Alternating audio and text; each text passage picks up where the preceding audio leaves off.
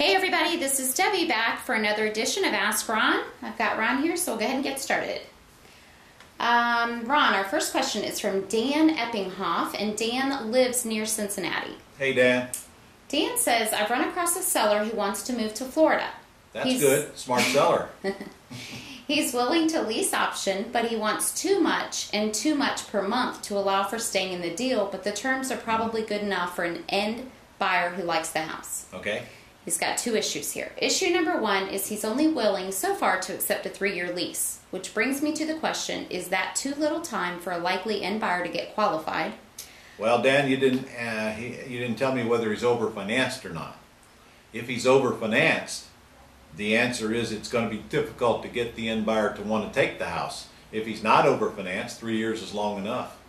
As long as the purchase price that you're offering your buyer is at least market value today, then you can probably get by with a 3-year lease.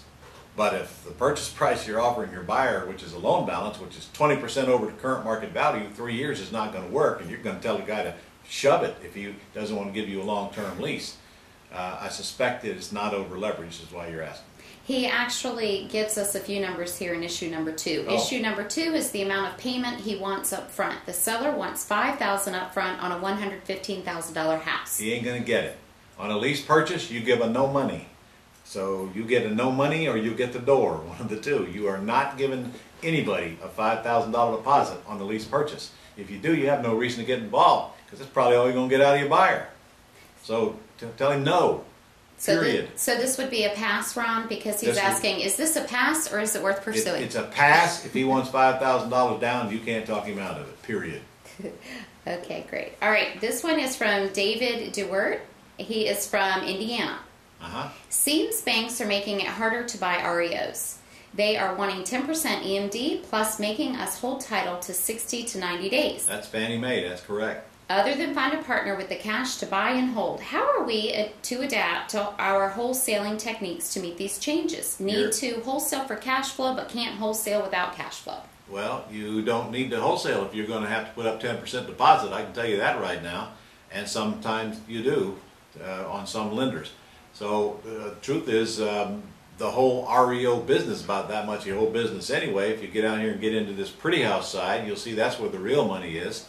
And truthfully, if you don't go and raise some private money to actually close on these bank-owned properties, you're going to have a tough time because it is harder and harder and harder to get these properties bought without a big, good-sized deposit. And again, I put up 10% on a couple of them myself here in the distant past. But that's really not the biggest problem. The biggest problem is you got to take title to these things in the entity you make the offer in, even for you to wholesale them.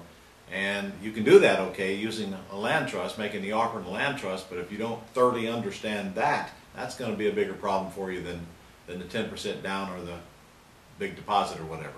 So why don't you go learn the pretty house business? Go learn the AX deals. Go learn the sandwich lease option deals. Go learn how to do land contracts and learn that whole other beautiful world. And there's way more sellers out there in the pretty house business than there is in bank-owned properties anyway. Now, I'm not telling you not to do bank-owned properties, but if you do, you really should get private money lined up in order to do it. Okay, all right. Ron, our last question is from Alan Thompson, and Alan is from Washington, D.C. Okay, Alan. He says, Ron, I'm not a realtor nor a real estate or a mortgage broker. I continue to see all sorts of warnings to consumers, particularly from Fannie Mae, Freddie Mac, and HUD, about foreclosure scams. They often warn consumers not to work with anyone who's not a foreclosure expert. Do you have any idea as to who is setting standard for people to become foreclosure experts, or if there are any official processes to become one, classes, or an exam? Well, you don't want to be one, I can tell you that, and I don't know why you're even concerned about that, because most of the business you're going to be doing are not going to be with people in foreclosure. I hope you're not under the misconception that the deals we do are with people that are behind on their payments. The few of them, no, most of them, that's not the case. In the pretty house business, most of the FSBOs we contact are current on their payments, and some that are even behind, they won't come under the foreclosure rules. The ones that have been filed on, that's a totally different animal in many states. And in fact, in your Washington, D.C. area, for example, you can't even buy a foreclosure out of foreclosure if it's 20 days away from the sale. So, learn your foreclosure rules, but I don't think that's applicable to what you're asking. You're giving way too much importance on being a foreclosure consultant or a foreclosure advisor, and I'm telling you, you don't want to be any of those things. It's a terrible way to make a living. It's a terrible business model, and it absolutely is getting the scrutiny from all of the government agencies that control it. So instead of learning how to become one, learn how to become not one, and go do the deals that do not require any kind of licensing or approval from any governmental agency. Go help people get out of houses, help people get into houses, control the property with an option, lease option, or purchase and sale agreement, and don't worry about people that are in foreclosure. All right, Ron, that wraps it up. See ya.